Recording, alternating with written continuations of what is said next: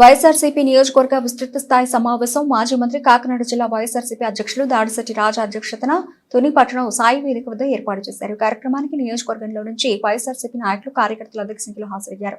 సాయి వేదిక ప్రాంగణం అంతా సరిపోకపోగా చాలా మంది అతిథులు బయట నిలుచున్నారు. సమావేశానికి నియోజకవర్గ వైఎస్ఆర్సీపీ ఇన్ఛార్జ్ సూర్యనారాయణ రాజు హాజరయ్యారు. దాడిశెట్టి రాజా కార్యకర్తలను ఉద్దేశించి నియోజకవర్గంలో ప్రతి ఇంటికి మీరు వెళ్లి చంద్రబాబు ద్వారా ఎంత నష్టపోయారనే విషయాన్ని ప్రజలకు వివరించాలని పిలుపునిచ్చారు. మీకు దమ్ముంటే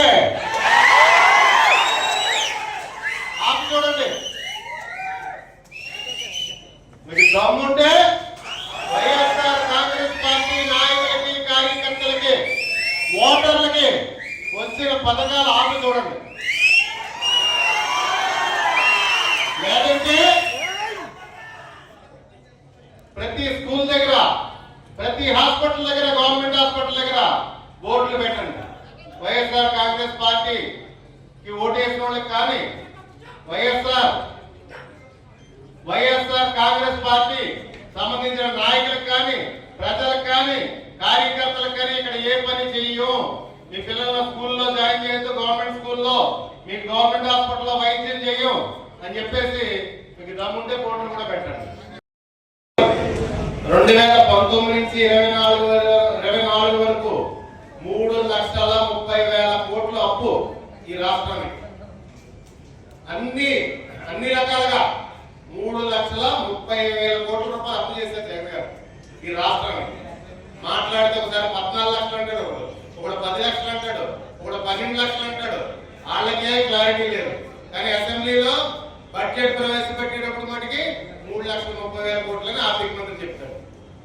బయటకు వచ్చి 10 లక్షల కోట్లు అంటాడు, ఇంకొకటి 14 లక్షల కోట్లు అంటాడు. నేను ఊహించేది ఏంటంటే ఈ 14 లక్షల కోట్లు లేకపోతే 15 లక్షల కోట్లు చంద్రబాబు నాయుడు దోపిడీ చేసి, అప్పు చేసి, దోపిడీకి తినేద్దామని చెప్పి స్కెచ్ చేసుకున్నాడు.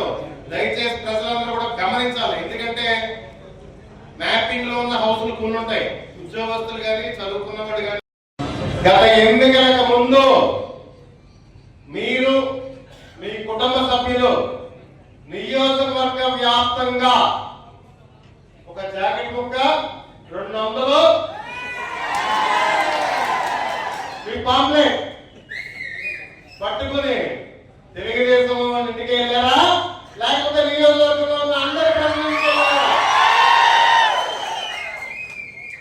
ఓటు అర్థిస్తూ నియోజకవర్గంలో ఉన్న ప్రజలందరింటికి వెళ్ళి మీరు ఓటు అర్థించారు. కానీ మీ తెలుగుదేశం వాళ్ళ ఇంటికే మాటికి మీరు వెళ్ళి ఓటు అర్థించలేదు.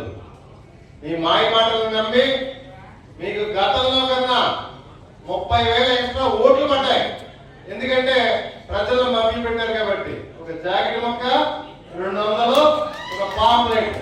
మీ కుటుంబ సభ్యులు మీరు ప్రతి ఇంటికి వెళ్ళి కొన్ని అక్కడైనా విడదీసారా, వీళ్ళు వైఎస్ఆర్సీపీ వాళ్ళు ఇంటికి వెళ్ళం, మేము వెళ్ళకూడదు, వీళ్ళకి పథకాలు చేయవు అని చెప్పేసి అటువంటిది ఏం లేదు కదా.